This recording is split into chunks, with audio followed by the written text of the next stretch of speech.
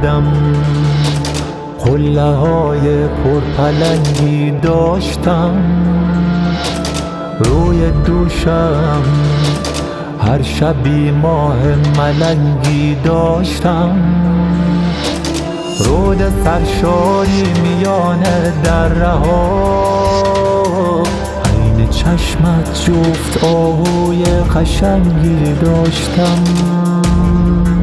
هی ناگهان در ناگهان من شدم آتش فشان، لابلای زخم‌ها حلق‌آویز آسمان، ابر سرگردان رفت آن ماه ملک، دستهایم زیر سنگ تیر خورده از خودش، این شهید به فشنگ توبت و ای جنگ.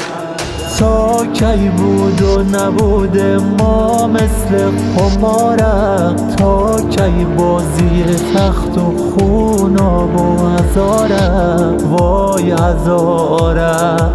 یاد رفیق ده مزن شهید به توفنگ، بروی تکه سنگ بجا مانده جفا مانده.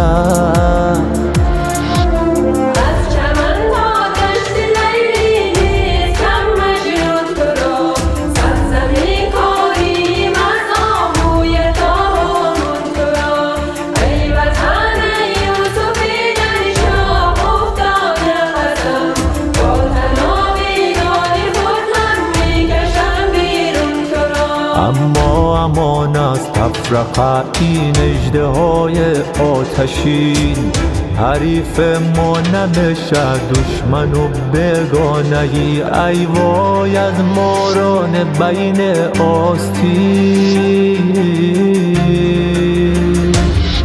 اما امان از تفرقه این اژدهای آتشین، حریف ما نمیشه دشمن و بیگانه ای، ای وای از ماران بین آستین.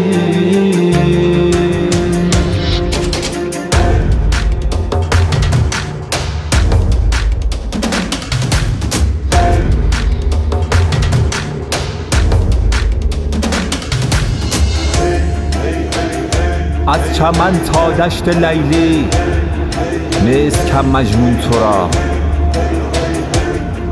سبزم کاریم از آمویه تا هامون تو را. ای وطن ای یوسف در چاه افتاده قسم، با طناب دار خود هم میکشم بیرون تو را، با طناب دار خود هم میکشم بیرون تو را.